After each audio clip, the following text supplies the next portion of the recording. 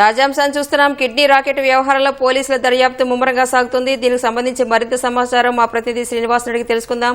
Srinivas, rocket వ్యవహారం ఎలా సాగుతుంది? పోలీసులు ఏమంటున్నారు?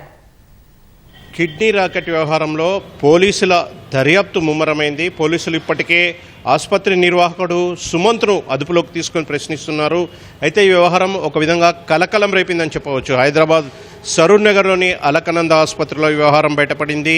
అయితే మొత్తంగా అధికారులు, ఆరోగ్య శాఖ అధికారులతో పాటు పోలీసులు సంయుక్తంగా దాడులు నిర్వహించినప్పుడు కిడ్నీ మార్పిడి శస్త్రచికిత్సలు ఆసుపత్రిలో అక్రమంగా జరుగుతున్నట్టు అయితే గుర్తించారు.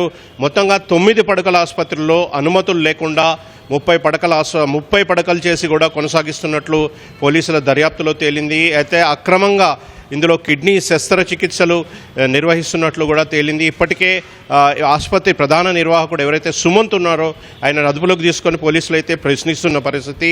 మొత్తంగా అయితే విచారణ అయితే ముమ్మరంగా సాగుతుంది. ఇప్పటికే మరోవైపు 8 మంది దళారుల పాత్ర ఇందులో ఉన్నట్లుగా పోలీసులు తమ దర్యాప్తులో గుర్తించారు. వీరంతా కూడా కర్ణాటక, తమిళనాడు, అదేవిధంగా ఇతర రాష్ట్రాల నుంచి కూడా నిరుపేదలనే డబ్బు ఆశ చూపి తీసుకువచ్చి వారికి కిడ్నీ మార్పిడి శస్త్రచికిత్సలు అక్రమంగా ఇక్కడ చేయిస్తున్నట్లుగా పోలీసుల విచారణలో తేలింది. ఇందులో కర్ణాటకలోని బెంగుళూరుకు చెందిన ఒక వైద్యుడు పాత్రపై కూడా పోలీసులు అనుమానం వ్యక్తం చేస్తున్నారు. అతను కూడా ఈ వ్యవహారంలో కీలకంగా ఉన్నట్లు కూడా పోలీసులు ఇప్పటికే గుర్తించిన పరిస్థితి. అయితే మొత్తంగా ఈ కిడ్నీ ఎవరైతే గ్రహీతలు ఉంటారో వారి వద్ద నుంచి ఒక్కొక్కరి వద్ద నుంచి 50 నుంచి 55 లక్షల రూపాయలు వసూలు చేస్తున్నట్లుగా పోలీసులు దర్యాప్తులో తేలింది. అదేవిధంగా దాతలు ఎవరైతే ఉన్నారో వారికి 3 నుంచి 4 లక్షలు ఇస్తామని చెబుతున్నట్టుగా ఆశ చూపి వారిని ఇక్కడికి తీసుకొచ్చి కిడ్నీ శస్త్రచికిత్సలు అక్రమంగా గత 6 నెలలుగా కూడా ఈ తంతు అంతా కూడా కొనసాగుతున్నట్లుగా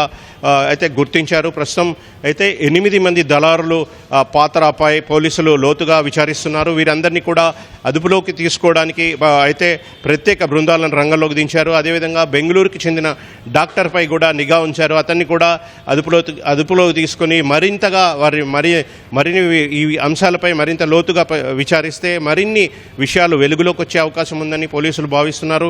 ఈ దిశగా అయితే దర్యాప్తు కొనసాగుతుంది. ఇప్పటికే కొంతమందిని అదుపులోకి తీసుకుని పోలీసులు ప్రశ్నిస్తున్న పరిస్థితి. ఒకవైపు సిసిఎస్తో పాటుగా ఎస్ఓటి బృందాలు కూడా విచారణలో పాలు పంచుకుంటున్న పరిస్థితి. వీరందరిపై కూడా ప్రత్యేక బృందాలు ఏర్పాటు చేసి అయితే ఎవరైతే కీలకంగా ఉన్నారో వారందరిపై కూడా నిఘా ఉంచారు. 1-2 రోజుల్లో వీరందరినీ కూడా అదుపులోకి తీసుకునే అవకాశం ఉన్నట్లుగా తెలుస్తుంది.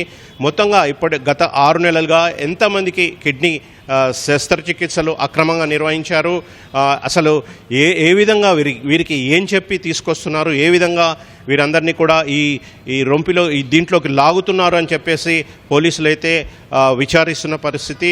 అదుపులోకి తీసుకున్న వారందరినీ కూడా అన్ని కోణాల్లో కూడా పోలీసులు ప్రశ్నిస్తున్నారు. ఇది ప్రస్తుతం అయితే కిడ్నీ మార్పిడికి సంబంధించి తాజా పరిస్థితి. Over to you.